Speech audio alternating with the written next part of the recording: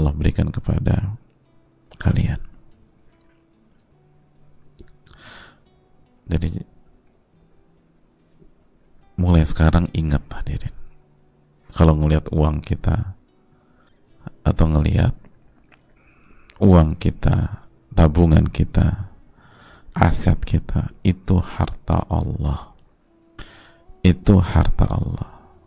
Adapun penyebutan itu harta saya, harta kamu, harta kita, itu kata para ulama ya idhafatu tasarruf, itu hak guna dan akan dimintai pertanggungjawabannya, hak penggunaan, dan ada konsekuensinya, nggak bisa ngasal.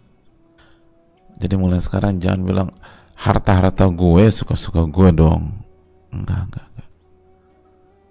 Itu harta Allah. Belum cukup. Coba buka surat An-Nisa ayat 5. Wala tu'tus sufaha amwalakumul lati ja'alallahu lakum qiyamah. Dan janganlah kalian serahkan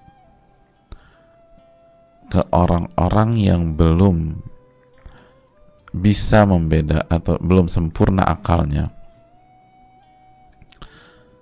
nggak bisa membedakan mana yang baik dan mana yang buruk. Janganlah kalian serahkan apa? Serahkan harta kalian, allati ja'alallahu lakum qiyamah,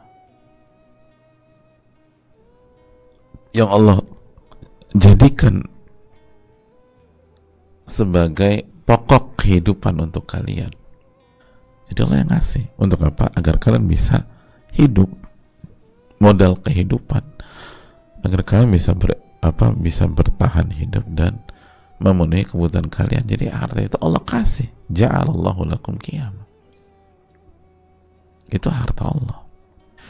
Itu harta Allah. Jadi hadirin Allah muliakan, kembali ke hadis kita.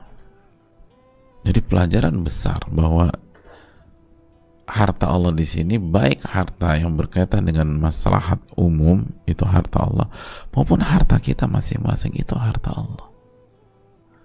Sehingga kesimpulan yang bisa kita dapat adalah, mari kita lihat hadisnya. Hadis ini ada larangan untuk menggunakan harta, baik itu harta maslahat umum, harta zakat, infak, sedekah yang dipercayakan, lalu ghanimah, fai, kharaj, dan lain-lain, tanpa hak. Dan ini adalah dalil tentang larangan menggunakan harta orang tanpa hak. Dan hadis ini pun juga merupakan dalil larangan menggunakan harta kita sendiri, dalam tanda kutip, tanpa hak. Dan barang siapa yang melakukan itu, menggunakan harta publik atau maslahat umum atau harta orang secara personal, bahkan harta kita sendiri tanpa hak, falahumun naru yaumal qiyamah, maka bagi mereka neraka pada hari kiamat. Sekali lagi, kesimpulan keterangan para ulama yang tadi kita bahas, bahwa barang siapa menggunakan, atau ini adalah perintah dan penekanan untuk tidak menggunakan harta publik, harta zakat segala macam, atau harta orang, harta teman kita, harta saudara, mentang-mentang kakak, mentang-mentang adik kita pakai uangnya tanpa hak, harta orang tua, hati-hati, harta teman, harta partner kita, harta suami, hati-hati nih ibu-ibu, Ya memang itu hak. Harta istri, harta istri. Ingat, suami itu wajib menafkahi istrinya. Jangan justru kita makan harta istri kita. Lalu harta siapapun tanpa hak. Dan jangan gunakan harta kita sendiri dalam tanda kutip tanpa hak. Mentang-mentang kita yang kerja, kita yang bersusah payah, kita yang keringetan, kita yang jungkir balik, kita yang menjalani bisnis, kita yang masih single.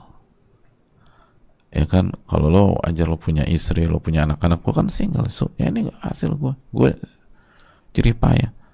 Dan ini bukan uang haram misalnya, ini uang gue sendiri. Ya terserah gue mau pakai buat apa. Mau gue have fun kayak seneng-seneng kayak jalan segala macam. Itu juga nggak ada, gue nggak punya tanggungan. Dan itulah alasan gue nggak nikah misalnya. Gue nggak mau ribet-ribet gitu. Gue mau having fun aja. Akhirnya digunakan tanpa hak, digunakan ke jalan yang haram. Walaupun terkesan nggak ada yang dizolimi. Orang-orang yang diajak bersenang-senang juga senang-senang aja. Ada orang yang berzina ridho sama ridho. Dia check-in hotel segala macam. Dia pakai duit dia sendiri, nggak nyolong. Falahum an-naru yaumal qiyamah. Dia diancam neraka pada hari kiamat. Kenapa? Karena itu sejatinya bukan uang dia. Itu bukan harta dia. Itu harta siapa? Harta Allah. Wa atuhum min malillahi alladzi atakum, dan berikanlah kepada mereka dari harta Allah yang Allah kasih kepada kalian, harta Allah. Jadi mau nolnya 6, mau nolnya 9 yang kita punya gitu ya, itu bukan harta kita, itu harta Allah.